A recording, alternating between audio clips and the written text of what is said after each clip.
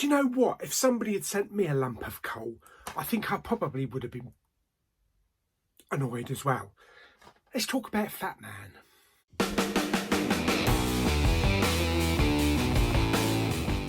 Hey everyone, Big Pauly back for a brand new movie review.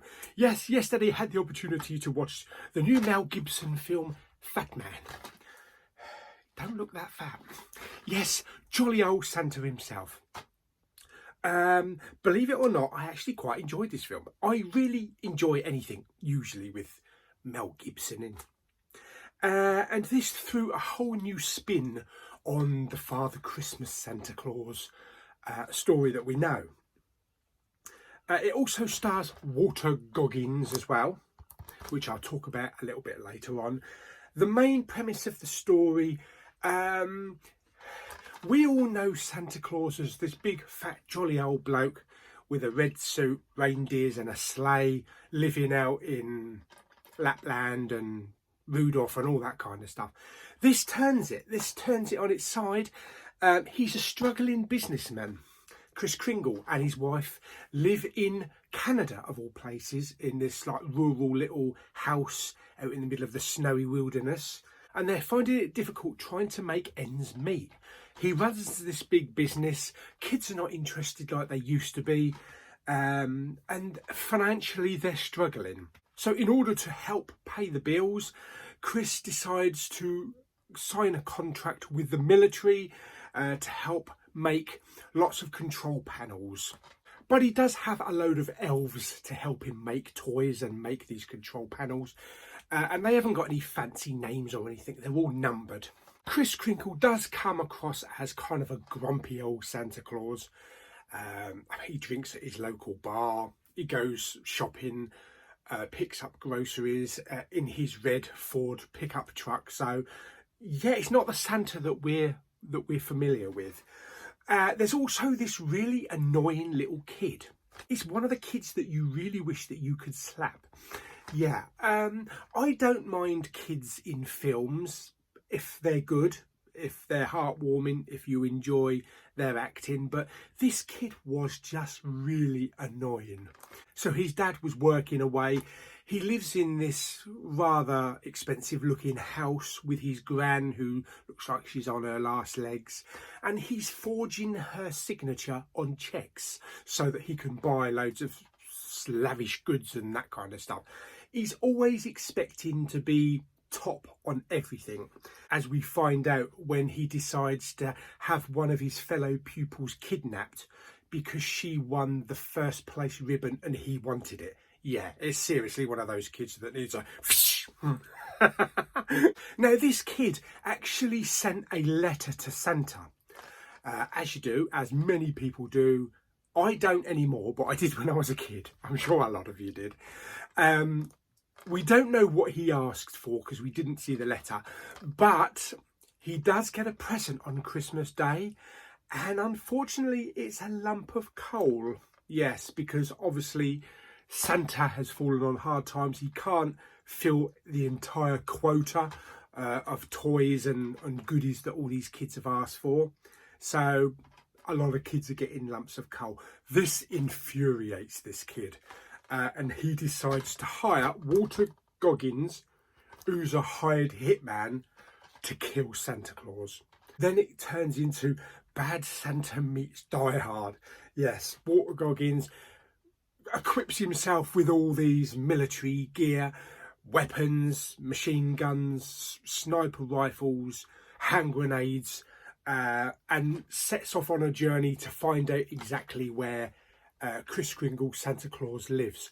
Now, because it's a highly guarded secret, he has to interact with various people along the way in the local town, like the post office, pretending he's someone else, like a friend of Kris, so that he can get an address. And that goes on a little while. He eventually catches up with Kris after leaving a trail of dead bodies along the path. We do get some excitement at the end, a big shootout in Santa's house. Basically, he's picking off all of his soldiers because Kris went into a contract with the military. Basically, the military are his bodyguards. So they're all surrounding the house, making sure everything is running smoothly.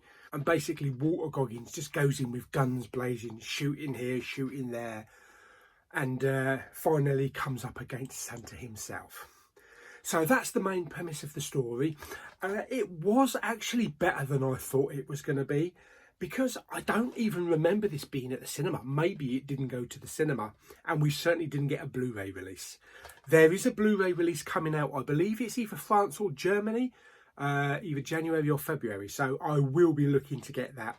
As you can see, he doesn't look like Santa, but he looks like a badass Santa. And that's the kind of role I love for Mel Gibson. Walter Goggins was also really great as this assassin hired help. And it had a really gritty Christmas Die Hard type feel to it. So it's not your Elf or your Home Alone. It's a really gritty Christmas film. Kind of Bad Santa gritty. The performances were fantastic. Mel Gibson was brilliant. Walter Goggins, I always love anything that Walter Goggins is in. I remember him back in Justified. He was fantastic in that show. But even Santa's wife, I'm not sure who plays her, but a black lady there, which again is against the grain of what you would expect Santa's wife to be, but she was really good in this as well. As for the picture quality, I can only say that it was DVD quality, but it did upscale it through my 4K player, so it was not quite Blu-ray quality, but near Blu-ray quality. So it's not like I could say, oh, the colours pop here, the colours pop there. And also the sound is only like Dolby Digital 5.1, but I played that through my my sound bar, and that's one of the disadvantages of having a DVD. You really cannot get the best out of your sound system. So yes, I definitely am going to be getting that Blu-ray. But all in all, I really enjoyed the film. It had its great moments. It had its annoying characters like the little kid. But overall, enjoyed all the performances. A pretty good go-to Christmas film, I think, for every year. How would I rate it on a scale of 1 to 10? I'm going to give it 7.5 jolly red fat Santas. Yes, 7.5 out of 10. Really enjoyed it. It is a film that I will go back to again, probably on a Christmas basis, you know, once a year when we're in lockdown. Or on tier 27. Yes, so that is my review of Mel Gibson in Fatman. So I hope you enjoyed the review. If you did like the film, stick it down in the comments, your best part. Did you find the little kid really annoying that you wanted to slap him? Give the video a thumbs up. Don't forget to subscribe, comment and share, and I shall see you on the next video. Bye!